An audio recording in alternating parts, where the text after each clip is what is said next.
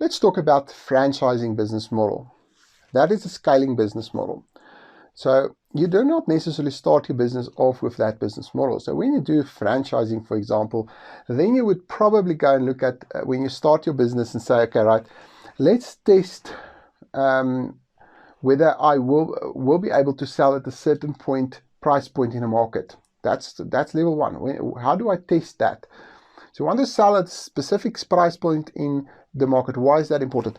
To sell at a specific price point in a market is because your costing in terms of giving a value proposition to your future franchisees are important. You want to take a cut, they want to take a cut, and they need to support their infrastructure. All of that needs to be calculated when you start off with. So if you are undercutting yourself, in other words, you are basically you think you undercut your customers, I'm cheaper than them. You're actually undercutting yourself. You're killing your own scaling prospects by coming into the market with a too low price just to be cheaper than your competitor. There's no problem in getting into the market at 60% of your ideal price just to get the first few clients. But when you got the first few clients, move up the price. Don't dwell on it. I mean, I know of a business that did it within 1 week. They decided, okay, 60% of price. Within 1 week, they got their key or first few customers that they say, okay, yes, let's go to normal pricing. So within 1 week, that's how short it can be, is to get into the lower pricing, get your business there so that you can have like a constant cash flow to afford your average or not average, the normal expenses of your business, just to get it running or idling at that level with the right amount, right customers, right?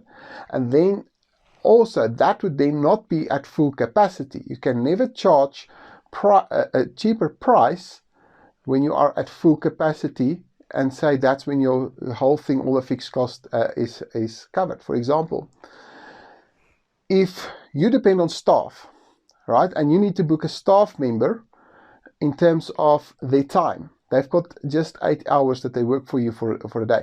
But now you undercut yourself, as I say it. You never undercut the competition. You always undercut yourself when you come in with a low price.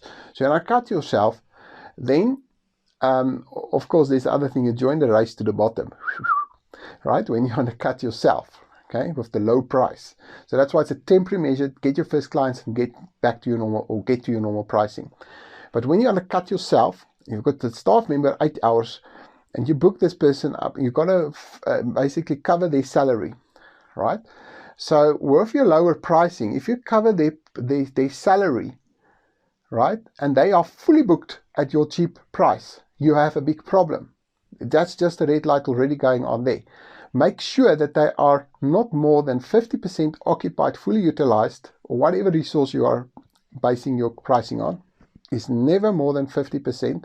So this is just a guideline, but it's never 100% booked on your pricing. It must be around 50% so that you can make a profit on the other 50% of that resource. So that is how you would plan a resource, but never undercut yourself more than that. Okay, and keep it temporary. Have like a launch special, and after that, stick to the rules. If you say to your market, okay, these people are going to get, the first 10 people are going to get it at this special price, then stick to it. Never add the 11th person. They will see you then, you are not keeping to your word, right?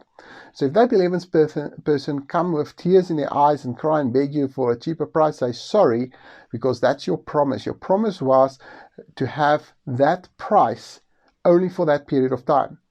That's in the beginning of your business. That's what I'm talking about. We are supposed to talk about scaling. But if you don't do this part right, you will battle with scaling. You'll have cash flow problems. You will work in your business for the rest of your life. The pricing is critical, right? So the pricing is the first thing you test. Some researchers are saying that when you want to go into a new market, you should actually charge 60% of your ideal price, not really lower than that, but that's ideal, that's preferred, not less than that. The ideal is actually still to charge the full price that you would want to charge, That's the preferred, because every discount you give is actually money you give away that you will never see.